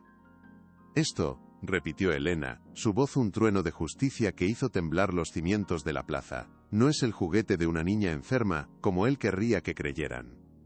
Esto es la promesa rota de un padre a una madre. Esto, señores periodistas, es el medallón que Ricardo Santamaría le regaló a Amelia Morales, como símbolo de un amor que luego traicionó y enterró en el más cruel de los olvidos». La revelación cayó con el peso de una sentencia de muerte. El nombre del objeto, pronunciado con tanta solemnidad, pareció adquirir un poder propio. Con un movimiento dramático y preciso, Elena abrió el pequeño objeto. Aunque a la distancia era imposible para la mayoría distinguir las diminutas fotos que guardaba en su interior, el gesto simbólico fue absolutamente ador y no dejó lugar a dudas. La multitud contuvo el aliento de forma colectiva, un jadeo que se extendió por toda la plaza como una onda expansiva. El aire se llenó de una tensión eléctrica, palpable, como la calma ominosa que precede a la tormenta más violenta. Ricardo la miraba con un odio puro, su rostro pálido como la cera, sus ojos desorbitados por la incredulidad y el pánico. Su máscara de control no solo se estaba resquebrajando, se estaba haciendo añicos a una velocidad vertiginosa ante los ojos del mundo entero. «Pero no tienen que creerme a mí, una simple anciana a la que él tacha de loca», proclamó Elena, su voz ahora firme, sin un atisbo de duda. «Escuchen a la propia Amelia, escuchen la verdad de sus labios». Javier Montes, con una sincronización perfecta que revelaba horas de preparación, hizo una seña discreta a un técnico de sonido que había preparado el equipo. Siguieron unos segundos de silencio tenso, casi insoportable, en los que solo se oía el latido de los Kiditacaunis, corazones y el zumbido de las cámaras, y luego, la voz de una joven, clara, dulce y llena de un amor ilusionado, llenó la plaza mayor desde los altavoces, una voz venida directamente desde el pasado. Era la grabación de la cinta de casete que Isabel había guardado como un tesoro sagrado durante años. «Y me ha regalado un relicario precioso, tía. Es de plata, pesado, antiguo. Dice que es a juego con su anillo de sello familiar, para que siempre estemos conectados, él, yo y nuestra pequeña Sofía, nuestra pequeña luz. Dice que en él caben nuestros tres mundos». La voz de Amelia, vibrante de vida y esperanza, fue la prueba definitiva, el golpe de gracia irrefutable que nadie, absolutamente nadie, podía rebatir. Ricardo Santamaría se quedó completamente paralizado, su rostro una máscara de horror e incredulidad absolutas. El color huyó de su cara, dejándolo con una palidez mortal. La multitud jadeó con acento agudo al unísono, un sonido colectivo de asombro y condena que retumbó en la plaza. En ese preciso instante, todo su castillo de mentiras, construido con tanto cuidado durante años, se derrumbó de forma estrepitosa y espectacular. Perdiendo por completo el control que tanto se jactaba de poseer, se abalanzó hacia Elena con un grito animal, un rugido de pura rabia primitiva, intentando arrebatarle el objeto de plata que lo había condenado públicamente. «Dámelo». «Es mío, maldita vieja», gritó, su rostro completamente descompuesto por una furia que había borrado cualquier rastro del hombre de negocios sofisticado y encantador. Pero los agentes de seguridad, que no eran los suyos sino hombres contratados por el propio Javier previendo una reacción así, lo interceptaron con eficacia antes de que pudiera tocar RLA, el hombre más poderoso de Madrid, reducido a una bestia acorralada, luchando y gritando frente a las cámaras que no dejaban de disparar flashes, capturando su caída para la eternidad. Su imperio, su nombre, su vida, todo se desmoronó en directo, ante los ojos del mundo. La Plaza Mayor se sumió en un caos absoluto y ensordecedor. Los periodistas, como una jauría de lobos que han olido la sangre, se abalanzaron sobre el estrado, gritando preguntas, empujándose, intentando acercarse a Ricardo, que era arrastrado a la fuerza por los guardias de seguridad hacia su coche, con el rostro desencajado, la ropa desarreglada y la mirada perdida de un hombre que lo ha perdido absolutamente todo en un solo instante. Los flashes de las cámaras eran incesantes, una tormenta de luz blanca que capturaba para la posteridad la imagen icónica de la caída de un titán, el fin de una era de impunidad. Elena, en medio de aquella vorágine de gritos y empujones, reaccionó con un instinto puramente protector. Se arrodilló en el suelo y abrazó a Sofía con todas sus fuerzas, protegiéndola del tumulto, cubriendo sus oídos con las manos para que no escuchara los gritos de aquel hombre, susurrándole palabras de consuelo una y otra vez sin parar, meciéndola suavemente. Ya pasó, mi niño Sadie. Se acabó, ya no tienes que tener miedo nunca más. Nunca más. El mundo se había vuelto loco a su alrededor, pero en su pequeño abrazo reinaba la paz. Sofía, llorando en silencio, no por miedo sino por la liberación de una tensión que había llevado dentro toda su vida, se aferró a ella con la fuerza de quien ha encontrado por fin un puerto seguro después de una larga y terrible tormenta en alta mar. Javier e Isabel, actuando con rapidez, formaron un escudo humano a su alrededor, manteniéndolas a salvo de los reporteros más agresivos que intentaban conseguir una declaración o una foto de la niña. En medio de todo aquel ruido y confusión, Elena levantó la vista por un segundo y vio, por encima de las cabezas de la gente, los ojos de cientos de personas anónimas que la miraban fijamente. No la miraban con curiosidad morbosa como antes, sino con una profunda y sincera admiración, con respeto. Vio a mujeres de su edad llorando abiertamente de emoción, a hombres jóvenes y mayores asintiendo con un gesto de aprobación. En ese momento, en ese preciso instante, comprendió que no solo había ganado una batalla por la justicia de Sofía. Había encendido una pequeña chispa de esperanza para todos aquellos que alguna vez se habían sentido pequeños, silenciados e indefensos ante el poder. Su victoria era la victoria de todos ellos. Era el triunfo de la verdad. Si esta historia te tocó el corazón, comparte para que llegue a más personas. El impacto de la conferencia de prensa fue inmediato, y de una magnitud sísmica, superando todas las expectativas de Javier. Esa misma tarde los informativos de todas las cadenas de televisión, sin excepción, abrían sus ediciones con la imagen del rostro desencajado y furioso de Ricardo Santamaría, repetida en bucle hasta la saciedad. Los periódicos del día siguiente llevaban en sus portadas, a toda página, la foto ya icónica de Elena, una anciana de apariencia frágil, levantando el pequeño objeto de plata con una determinación de acero, junto a titulares que hablaban de el escándalo Santamaría y la caída del imperio del silencio. El Consejo de Administración de las Empresas Santamaría, en un estado de pánico absoluto ante el desplome de sus acciones en bolsa, convocó una reunión de urgencia esa misma noche y forzó la dimisión inmediata e irrevocable de Ricardo de todos sus cargos. La multimillonaria fusión empresarial, que había sido el proyecto de su vida, se canceló de forma fulminante. Sus socios internacionales, temiendo el desastre reputacional, le dieron la espalda sin la menor vacilación.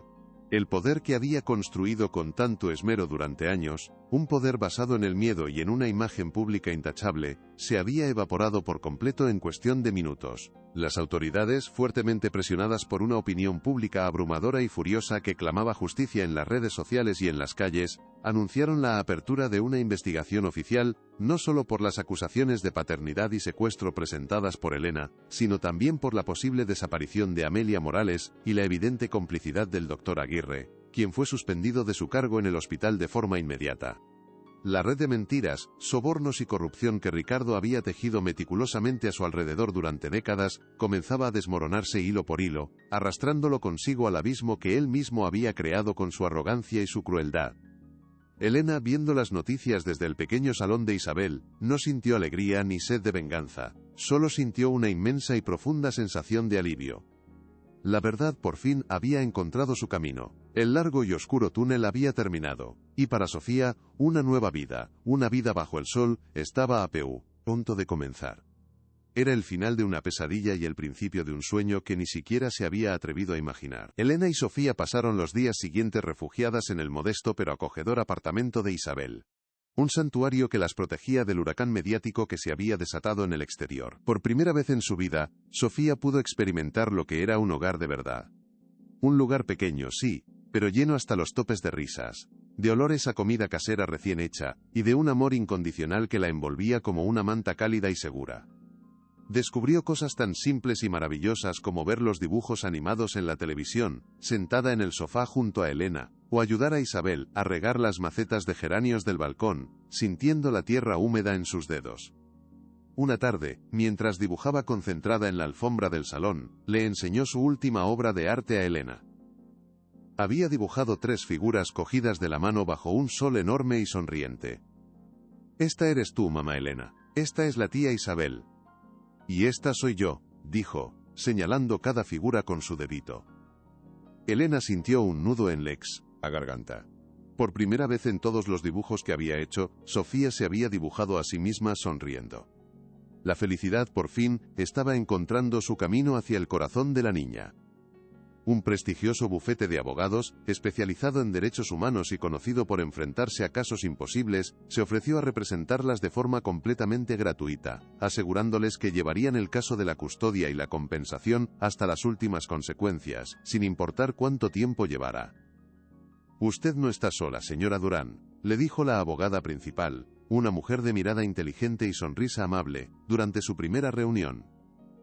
«Ha demostrado al mundo entero que una sola voz, si dice la verdad con convicción, puede ser mucho más poderosa que todo el dinero y toda la influencia del mundo». Elena, que siempre se había considerado a sí misma una mujer insignificante, una simple empleada, apenas podía creer las palabras que estaba escuchando. El respeto que veía en los ojos de aquella mujer importante era algo completamente nuevo para ella. ¿De verdad hemos logrado todo esto?, le preguntó a Isabel esa noche, mientras tomaban una tira antes de dormir. Isabel le apretó la mano. «No, amiga, no lo hemos logrado. Lo has logrado tú, con tu valor». Pero Elena sabía que sin Isabel y sin Javier, nunca lo habría conseguido. Habían sido un equipo improbable pero invencible. Poco a poco, el mundo exterior comenzó a cambiar para ellas de una forma que nunca hubieran podido imaginar en sus sueños más locos. Ya no eran las parias que desafiaban al sistema, sino heroínas a los ojos de la gente común. Cuando salían a dar un pequeño y tímido paseo por el parque del barrio, las reconocían al instante.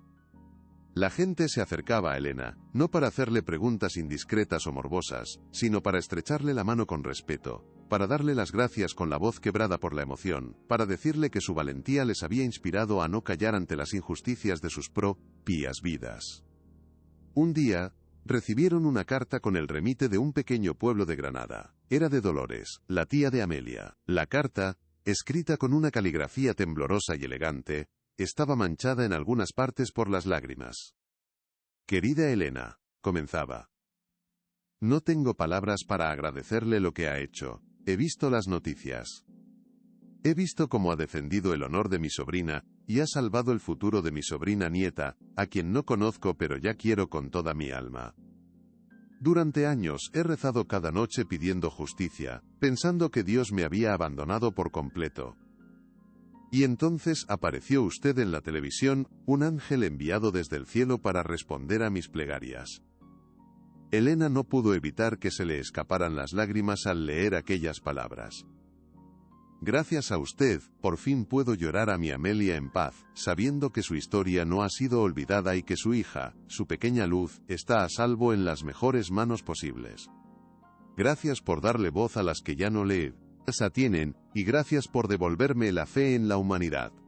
Elena leyó la carta una y otra vez, con el corazón encogido de una emoción agridulce. La guardó con sumo cuidado en la caja de madera donde conservaba las cartas de Amelia, como si fuera el último y definitivo capítulo de una historia que, por fin, después de tantos años de oscuridad, había encontrado la luz.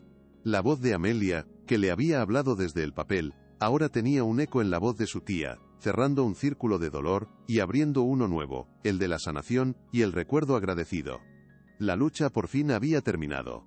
Y habían ganado. En los días que siguieron a la tormenta mediática, el pequeño y modesto apartamento de Isabel se convirtió en un faro de paz, un santuario impenetrable contra el caos que rugía en el mundo exterior. Para Sofía, cada rincón de aquella humilde casa era un universo nuevo y fascinante por descubrir.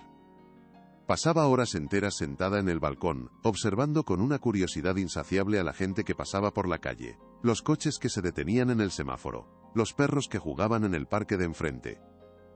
Eran escenas de una normalidad abrumadora y maravillosa, fragmentos de una vida que le había sido negada durante demasiado tiempo, una sinfonía de lo cotidiano que para ella sonaba a gloria. Una mañana, mientras Elena preparaba el desayuno o oliendo el café recién hecho, Sofía se acercó a ella con un trozo de papel en la mano y una expresión de solemne concentración en su rostro infantil. «Mamá Elena, he hecho un dibujo para ti», le dijo con su vocecita clara y dulce. En el papel, con trazos de colores vivos y alegres, había dibujado una casa pequeña, con un tejado rojo y un jardín lleno de flores de todos los colores imaginables. De la chimenea salía un humo en forma de corazón. Pero lo que hizo que a Elena se le llenaran los ojos de lágrimas fue la figura que salía por la puerta. Era una niña con una sonrisa enorme, tan grande que ocupaba casi toda su cara, y que corría descalza sobre la hierba verde bajo un sol radiante. Era la primera vez que Sofía se dibujaba fuera de una habitación cerrada, la primera vez que se representaba libre y feliz. Aquel simple trozo de papel era más elocuente que cualquier titular de periódico, era la prueba irrefutable de que su nueva vida, una vida de luz y color, acababa de comenzar. ¿Crees que le gustará a mi otra mamá?, preguntó Sofía de repente con esa inocencia directa y a veces dolorosa de los niños. La mamá del cielo. Elena sintió una punzada en el pecho, una mezcla de ternura y una tristeza profunda que nunca la abandonaba del todo. Se agachó a su altura, poniendo sus rodillas en el suelo frío de la cocina para mirarla a los ojos. Tomó las pequeñas manos de la niña entre las suyas, sintiendo el calor de su piel, el pulso de su vida nueva. Estoy completamente segura de que le encantaría, mi amor. Estaría tan orgullosa de ti, de la niña valiente y maravillosa que eres. Sofía sonrió, una sonrisa genuina y luminosa que por fin había borrado la sombra perpetua de la melancolía de sus ojos. Elena la abrazó con fuerza, inhalando el olor a champú infantil de su pelo. Ella te ve, siempre te ve, le susurró al oído. Quería decirle tantas cosas, que su madre era la estrella más brillante del firmamento, que su amor la envolvía como un amante invisible, pero las palabras se le quedaban cortas. En ese momento, Isabel entró en la cocina con el periódico del día bajo el brazo, su rostro, una máscara de indignación contenida y una chispa de feroz satisfacción. «Tenéis que ver esto», dijo, extendiendo el diario sobre la mesa con un golpe seco. Su voz era grave, anunciando el fin de una era. La justicia por fin empezaba a mostrar su rostro. La foto de portada era la de Ricardo Santamaría, saliendo de los juzgados con el rostro cubierto por un abrigo, acosado por una nube de micrófonos y cámaras que parecían buitres sobre su presa. El titular, grande y contundente, no dejaba lugar a dudas: el imperio Santamaría se derrumba. El artículo detallaba la cascada de consecuencias legales y financieras que la verdad había desatado. La empresa había perdido más de la mitad de su valor en bolsa en cuestión de horas, los socios se retiraban en masa desertando de un barco que se hundía sin remedio, y la fiscalía había presentado cargos formales por segundo. Secuestro, falsedad documental y coacción. Los detalles eran escabrosos, pintando un retrato de un hombre consumido por su propia arrogancia, un rey destronado de su castillo de mentiras. «Se ha hecho justicia», pensó Elena. Pero al ver la foto de aquel hombre roto y humillado, no sintió ni una pizca de alegría o de venganza. Solo sintió una profunda y abrumadora lástima por una vida desperdiciada en el orgullo y la soberbia, una vida que había destruido tantas otras en su egoísta camino. Su caída no era una victoria para celebrar con champán, sino una tragedia silenciosa que nunca debió haber ocurrido, el triste final de una historia escrita con tinta de dolor. Aquello no era un triunfo, era simplemente el fin de una pesadilla. La noticia del escándalo se extendió como la pólvora por todo el país, y el apartamento de Isabel se vio inundado de una avalancha de apoyo inesperado. Cada día, el cartero traía docenas de cartas de personas anónimas de todos los rincones de España. Cada sobre, una pequeña muestra de humanidad, eran cartas de otras madres, de abuelas, de hombres y mujeres, que se habían sentido conmovidos por su historia, y que querían expresar su admiración y su solidaridad. Algunas enviaban pequeños regalos para Sofía, un osito de peluche, un libro de cuentos con ilustraciones preciosas, una caja de lápices de colores para que siguiera pintando su nuevo mundo. Otras simplemente escribían para decir gracias, gracias por no rendirte, gracias por darnos voz, gracias por demostrarnos que David puede vencer a Goliat. Elena las leía todas, una por una, con una humildad que la abrumaba, sentada a la mesa de la cocina hasta altas horas de la noche. «No soy una heroína», le decía a Isabel, con los ojos húmedos. «Solo hice lo que cualquiera en mi lugar habría hecho por un niño». Pero Isabel negaba con la cabeza, su expresión severa pero cariñosa. «No, Elena, no todo el mundo lo habría hecho. Tú arriesgaste todo lo que tenías por una niña a la que apenas conocías. Eso no es algo común. Eso es extraordinario. Entre todas aquellas cartas, una llegó con el remite de un pequeño pueblo de Granada. La caligrafía era temblorosa, la de una persona mayor. Era de Dolores, la tía de Amelia. Elena la abrió con manos temblorosas, su corazón latiendo con fuerza. La carta de Dolores era un bálsamo para el alma herida de Elena, un punto final a una búsqueda que había durado años. Querida Elena, comenzaba. No existen en el mundo palabras suficientes para agradecerle lo que ha hecho. Vi su rostro en la televisión y supe que era usted el ángel que le pedía a Dios cada noche en mis oraciones. Describía el dolor de los años de silencio, la angustia de no saber qué había sido de su sobrina, la impotencia de luchar contra un muro de poder y dinero que parecía insuperable. Ahora, gracias a usted, mi Amelia puede por fin descansar en paz. Y yo puedo morir tranquila sabiendo que su pequeña Luz, mi sobrina nieta, está a salvo y en las mejores manos posibles. Si alguna vez vienen por el sur, las puertas de mi humilde casa estarán siempre abiertas para ustedes. Son mi familia. Elena dobló la carta con sumo cuidado, y la guardó junto a las que Amelia le había escrito a su tía tantos años atrás. El círculo por fin se había cerrado. Días después, recibí la visita de una mujer elegante y de mirada decidida. Se presentó como Marta Jiménez, socia principal de uno de los bufetes de abogados más prestigiosos del país, especializado en derechos humanos. Señora Durán, hemos seguido su caso con enorme interés y admiración, dijo. Nos gustaría ofrecerle nuestros servicios, de forma completamente gratuita, para asegurar el futuro de Sofía. Queremos asegurarnos de que Ricardo Santamaría pague no solo penalmente, sino también civilmente, por cada uno de los años de vida que le ha robado a su hija. Los meses siguientes fueron un torbellino de procesos legales, pero Elena ya no estaba sola. El juicio penal fue rápido y contundente, una demostración de que la justicia, aunque lenta, a veces llega con la fuerza de un huracán. La defensa de Ricardo Santamaría intentó por todos los medios retrasar el proceso, desacreditar a los testigos y presentar recursos interminables, pero sus esfuerzos fueron en vano. Las pruebas eran tan abrumadoras, y la presión de la opinión pública tan intensa, que cada una de sus maniobras se estrellaba contra un muro de evidencia sólida. El testimonio de Elena, sereno y firme, fue demoledor. Las cartas de Amelia, leídas en voz alta por el fiscal, hicieron llorar a varios miembros del jurado. Javier Montes aportó pruebas documentales irrefutables que desmontaron la coartada del viaje al extranjero. Finalmente, el juez dictó sentencia. Ricardo fue condenado a una larga pena de prisión por secuestro y falsedad documental. Su rostro pálido e inexpresivo al escuía el veredicto. El doctor Aguirre, su cómplice necesario en la mentira, también fue condenado, y perdió su licencia médica para siempre, su carrera arruinada por la codicia. Al escuchar el golpe del mazo, Elena no sintió euforia, sino un profundo y agotador alivio. La pesadilla criminal había terminado, la verdad había ganado la batalla más dura. La sentencia civil fue igualmente histórica y transformadora. Tras la condena penal, el proceso para determinar la herencia y la reparación de daños fue mucho más sencillo. El juez, en una resolución que sentó precedente, reconoció a Sofía como la única y legítima heredera de una parte sustancial de la fortuna Santamaría, aquella que le correspondía por derecho de sangre.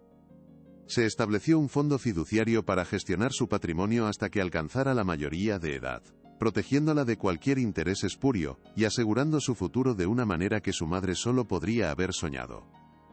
Y en una decisión que sorprendió a todos, especialmente a la propia interesada, se nombró a Elena Durán como su tutora legal y administradora principal de dicho fondo. Cuando la abogada Marta Jiménez le comunicó la noticia en su despacho, Elena sintió un vértigo que casi la hizo desmayar. ¿Yo? ¿Administrar todo ese dinero? Pero si yo apenas sé de números. Soy una simple ama de llaves, exclamó, aterrada por la magnitud de la responsabilidad que caía sobre sus hombros. La abogada le sonrió con calma, y una profunda admiración en la mirada. No la hemos elegido por su conocimiento de finanzas, señora Durán. La hemos elegido por su integridad, su coraje y su decencia, y eso es algo que no se puede comprar ni aprender en ninguna escuela de negocios. Es el activo más valioso que Sofía podría tener a su lado. ¿Qué voy a hacer con todo esto?, pensó Elena esa noche, mirando a Sofía dormir plácidamente en su pequeña cama, con el rostro relajado y libre de las pesadillas que la habían atormentado durante tanto tiempo. Una niña no necesita millones para ser feliz. Necesita amor, seguridad y la oportunidad de ser quien quiera ser. La idea de vivir en una mansión, rodeada de lujos y sirvientes, le producía un rechazo visceral. Esa vida opulenta y vacía no era la suya. Y no quería que fuera la de Sofía. Quería para ella una infancia normal, llena de juegos en el parque, amigos del colegio y meriendas en la acogedora cocina de Isabel. Al día siguiente, convocó a su equipo de abogados y a Javier a una reunión en el apartamento. Les expuso su idea, una idea que había ido tomando forma en su mente durante toda la noche, clara y poderosa como un faro en la niebla. «Quiero usar la mayor parte de ese dinero para crear una fundación», anunció con una calma que sorprendió a todos, incluida a ella misma. «Una fundación que llevará el nombre de Amelia y Sofía. Su propósito será ayudar a otras personas que, como nosotras, se han encontrado solas y desamparadas frente a la injusticia. Niños maltratados, ancianos abandonados, empleados, explotados, gente sin voz a la que nadie escucha». La sala se quedó en un silencio absoluto. Javier la miraba con una admiración tan profunda en sus ojos, que Elena sintió que se sonrojaba por primera vez en 30 años. La creación de la Fundación Amelia y Sofía, Voces por la Justicia, se convirtió en el nuevo centro de la vida de Elena, un propósito que dio sentido a cada cicatriz de su pasado. Se mudaron a una casa cómoda pero sin pretensiones en un barrio tranquilo, cerca de un buen colegio para Sofía, y con un pequeño jardín donde por fin pudo plantar sus propias rosas y lavandas. Elena, con la ayuda incansable de Javier y un equipo de profesionales entregados, se volcó en cuerpo y alma en el proyecto. La fundación estableció un servicio de asesoría legal gratuita, para quienes no podían permitírselo, creó hogares de acogida para víctimas de abusos, y financió becas de estudio para jóvenes sin recursos con talento y ganas de salir adelante. Su historia se había convertido en un símbolo de esperanza, y las donaciones de gente corriente no dejaban de llegar, pequeños gestos que mantenían viva la llama. Elena nunca buscó el protagonismo, prefería trabajar en la sombra, gestionando, organizando, las historias de aquellos a los que ayudaban. Un día, mientras revisaba unos expedientes en su nuevo despacho, Sofía entró corriendo con una invitación en la mano. Era del Ayuntamiento de Madrid. Querían otorgarle a Elena la Medalla de Honor de la ciudad, en reconocimiento a su extraordinaria valentía cívica y su contribución a la justicia social. Elena leyó la carta y negó con la cabeza. «No, esto no es para mí. Yo no he hecho nada especial». Sofía la miró con sus grandes ojos serios, con una madurez impropia de su edad. «Sí que lo hiciste, mamá Elena. Me salvaste a mí. Y ahora estás salvando a muchos otros. Tienes que ir. Y yo quiero ir contigo». La ceremonia tuvo lugar en el salón de plenos del ayuntamiento, un lugar solemne y lleno de historia. Elena acudió con un vestido sencillo, acompañada de Sofía, Isabel y Javier, su pequeña y sólida familia. Se sentía completamente fuera de lugar entre tantos políticos y personalidades importantes. Cuando el alcalde pronunció su nombre y le pidió que subiera al estrado, sintió un ataque de pánico. Le temblaban las piernas. Javier le apretó la mano suavemente por debajo de la mesa. «Tú puedes», le susurró, y en su voz encontró la fuerza que necesitaba. Elena subió los escalones lentamente, sintiendo todas las miradas clavadas en ella. El alcalde le colgó la pesada medalla de oro del cuello mientras los aplausos resonaban en la sala. Le ofrecieron el micrófono. Por un momento, se quedó en blanco. ¿Qué podía decir ella, una simple ama de llaves en un lugar como aquel? Entonces, su mirada se encontró con la de Sofía en la primera fila, que la miraba con una sonrisa radiante de orgullo. Y las palabras fluyeron solas, desde el corazón. «Gracias, pero este honor no es solo mío», dijo, su voz sorprendentemente firme y clara. «Pertenece a todas las personas que sufren en silencio, a las que tienen miedo de hablar. Pertenece a una joven madre llamada Amelia, cuyo amor fue más fuerte que la muerte. Y sobre todo, pertenece a una niña valiente que me enseñó que la verdadera fuerza no está en el poder o en el dinero, sino en decir la verdad, por muy difícil que sea». 5 años después. El sol de una tarde de primavera ilumina el patio de un moderno y alegre edificio en el centro de Madrid. Es la inauguración de la nueva sede de la Fundación Amelia y Sofía. Decenas de personas, entre beneficiarios, voluntarios y colaboradores, charlan animadamente. Elena, ahora con el pelo completamente blanco pero con la misma mirada serena y determinada de siempre, corta la cinta inaugural con una sonrisa. A su lado, una niña de 10 años, alta y espigada, con unos enormes ojos inteligentes y una melena oscura y brillante, la aplaude con entusiasmo. Es Sofía. Ya no hay rastro de la niña asustada y solitaria. Es una preadolescente segura de sí misma, parlanchina y llena de vida, que acaba de ganar el primer premio de redacción de su colegio y sueña con ser periodista, como su tío Javier, que la mira desde la multitud, con una sonrisa de orgullo. El trauma de su infancia no ha desaparecido por completo, pero se ha transformado en una fuente de empatía y fortaleza que la hace única. Sabe de dónde viene, y eso le ha dado un propósito. La vida le había quitado mucho, pero al final, le había dado mucho más. Le había dado una hija, una nueva familia, una misión. Le había dado la oportunidad de transformar su dolor en un legado de esperanza. Al final del acto, Sofía toma el micrófono, sin que nadie se lo pida, ante la sorpresa y el orgullo de Elena. «Hola a todos», dice con una voz clara y firme que resuena en todo el patio. «Mucha gente me pregunta si estoy enfadada por lo que me pasó. Y la verdad es que no. Porque si no me hubiera pasado no habría conocido a mi mamá Elena, y no tendríamos todo esto». Su pequeño brazo abarca el edificio, a la gente, al proyecto que ha nacido de su historia. Mi primera mamá, Amelia, me dio la vida, pero mi mamá Elena me enseñó a vivirla. Me enseñó que no importa lo oscuro que esté todo, una sola persona puede encender una luz y cambiarlo todo. Hace una pausa, mirando directamente a Elena con un amor infinito en sus ojos.